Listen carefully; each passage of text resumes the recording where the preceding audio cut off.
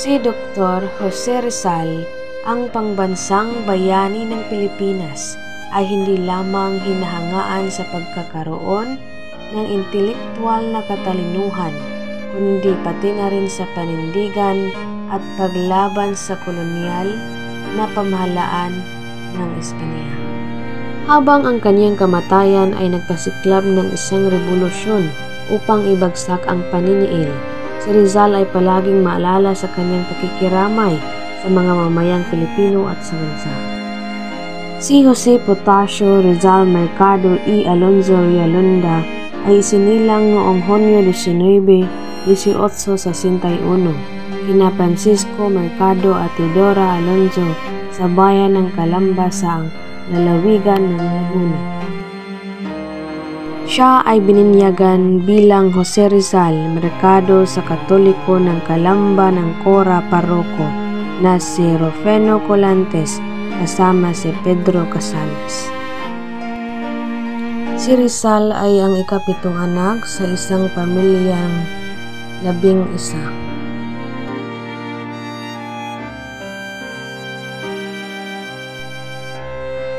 Noong 3 taong gulang pa lamang si Rizal, ang kanyang mahal na ina ang nagsilbing unang guro na nagturo sa kanya ng bumasa ng alpabetong Tagalog, Espanyol at Ingles.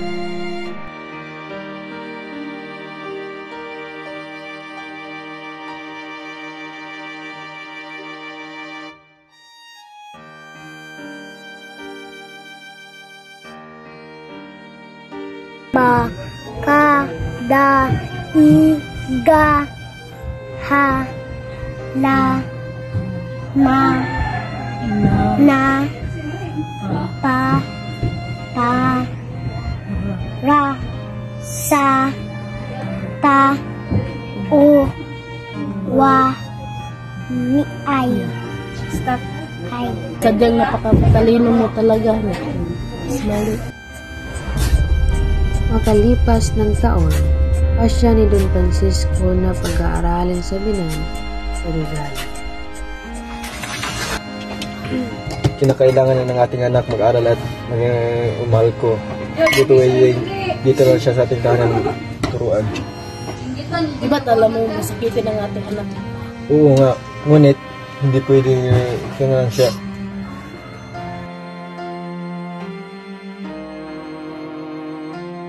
Pinatawag niyo rin po ko tatang? Oo pa siya, no? Ihatid mo sa Binal ang kapatid upang doon siya mag-aaral. Sige po, tatang.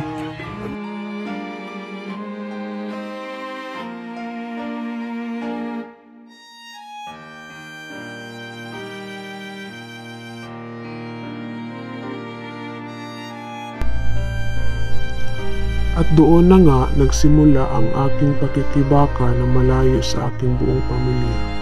Unang araw ko pa lamang sa Binan ay nagsimula na agad ang aming klase sa pangunguna ng aming guro na si Maestro Dustiano Aquino Cruz.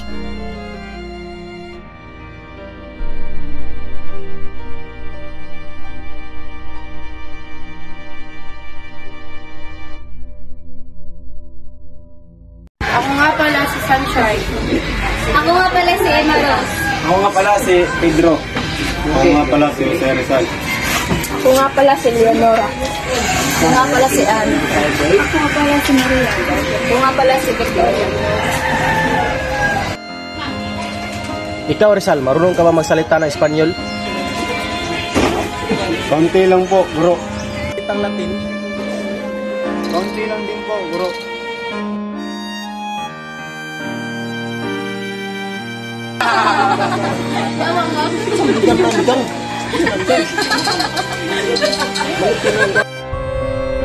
Sa Binan ay naranasan ko ang mga bagay na hindi ko sa naranasan sa aming tahanan. Kabilang narito ang pamamalo sa mga estudyante may kasalanan o may ginawang hindi tama.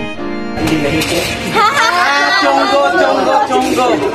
Di bali ng chonggo, dito lang din yung bangos, bangos, bangos, bangos. Di bali ng bangos, dito sa iyo na chonggo, maitim, at kaunti lang ang kaalaman. Bakit? Halos araw-araw pinuputya ng aking mga mag-aaral at madalas na pinapalo ng aking guro. Pinagawa ko pa rin pag-aral at magbabaw sa lahat ng mag-aaral sa binan at mga akademiko. Rizal, halika nga dito.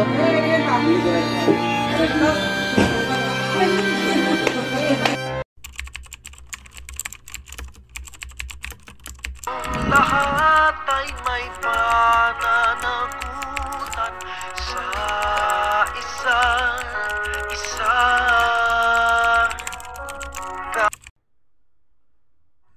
Yung tatlo, natulan ng kamatayan sa pamamagitan ng garote. Rodrigo. Ha? Ngunit bakit?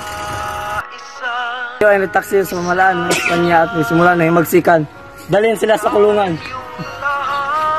Ipon ng Diyos na kapiling niya sa ating pagmamahalan at paglilingkod sa Andres Aldua, umarito ka. tayo ang magdadala ng balita ng Pagtigan na yung pagbitay, ngunit sa iyong kasamang pare. Sige ka din. Sige po, General. Basta sisiguraduhin niyo po ang aking kaligtasan. Maasahan mo yan, Saray. Sa araw ng pagbitay, maasahan mo yan.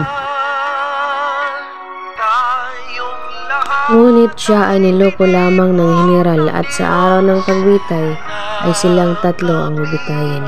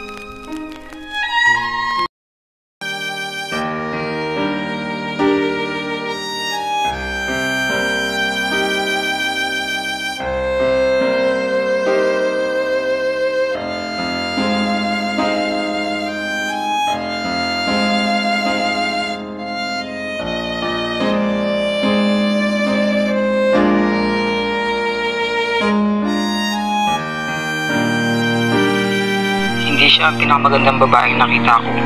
Ngunit wala pa akong nakilalang mas kaakit-akit at kahali-halina pa sa kanya.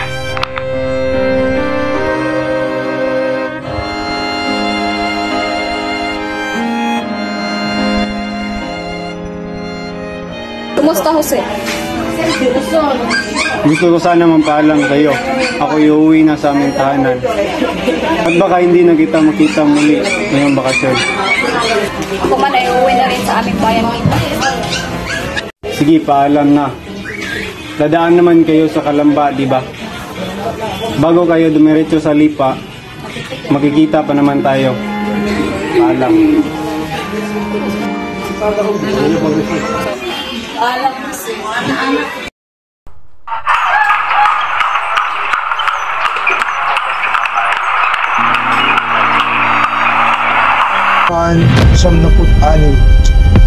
Dinala ako sa Pilipinas galing Espanya. Ako'y binintangan na kasapi sa pag-alsa laban. Nadalit ang aking pangalan at kinulong ako sa Port Santiago.